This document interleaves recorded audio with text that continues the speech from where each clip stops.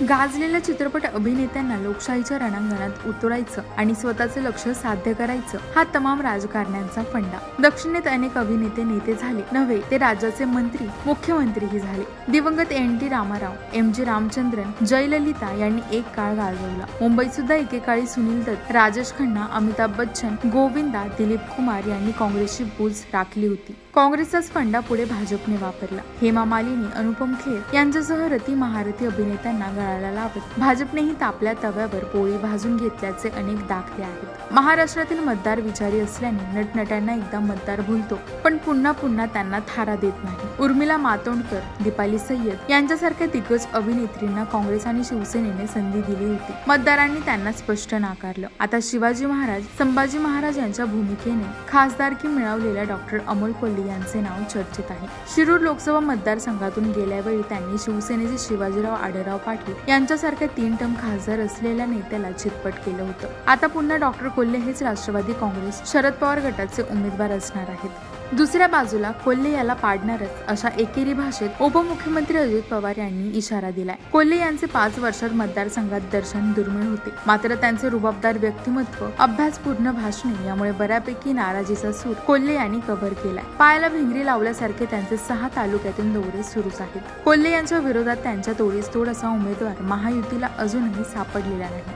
माजी खासदार शिवाजीराव आढळराव पाटील यांचे नाव प्राधान्याने घेतले जायचे, पण दिलीप वळसे पाटील, दिलीप मोहिते यांनी कडवा विरोध केल्याने आढळराव पाटील यांच्या नावावर घोळ सुरू आहे। भोसरीकर आमदार महेश लांडगे, माजी नगरसेवक नाना काटे, माजी आमदार विलास लांडे पाटील यांचीही नावे चर्चेत आहेत। आता मधूनच नाना पाटेकर यांच्या नावावर चर्चा रेंगाळत चाचली आहे। आज मुंबईत स्वतः नाना पाटेकर माध्यमांशी बोलताना मला राजकारणात पडायचं नाही असे जाहीरपणे सांगतात। ग्लॅमर असल्याने कोल्हे यांना पाडायचेच, तर नाना पाटेकर हे परफेक्ट उमेदवार असल्याचे बोलले जाते। अभिनेते नाना पाटेकर हे त्यांच्या रोखठोक स्वभावासाठी आणि बिनधास्त वक्तव्यासाठी प्रसिद्ध आहेत। आज नाना पाटेकर आणि मकरंद अनासपुरे यांनी मुख्यमंत्री एकनाथ शिंदे आणि उपमुख्यमंत्री देवेंद्र फडणवीस यांची भेट घेतली। दुष्काळ हटवण्यासाठी सरकार प्रयत्न करेलच, मात्र आम्हीही नाम फाउंडेशन म्हणून शक्य तितके सगळे प्रयत्न करू असं मकरंद अनासपुरे यांनी म्हटलं आहे। यानंतर नाना पाटेकरांना विचारणा करण्यात आली की तुम्ही शिरूर मधून निवडणूक लढवणार का? त्यावर आता त्यांनी उत्तर दिलं आहे, मला फक्त तुम्ही कळवा मी कुठून निवडणूक लढवणार आहे ते। मी खूप ठिकाणांहून निवडणूक लढवणार अशा चर्चा ऐकतो, एकदा मला सांगा की मी कुठून निवडणूक लढवणार, असं नाना पाटेकर मिश्किलपणे म्हणाले। यानंतर नाना पाटेकर यांना विचारणा करण्यात आली की तुम्ही अमोल कोल्हेंच्या जागी निवडणूक लढवणार का? यावर नाना पाटेकर म्हणाले, राजकारण हा माझा प्रांत नाही, कारण तिथे गेलो तर आता जे काम करतो आहे ते काम करण्यात जे समाधान आहे ते मला मिळणार नाही।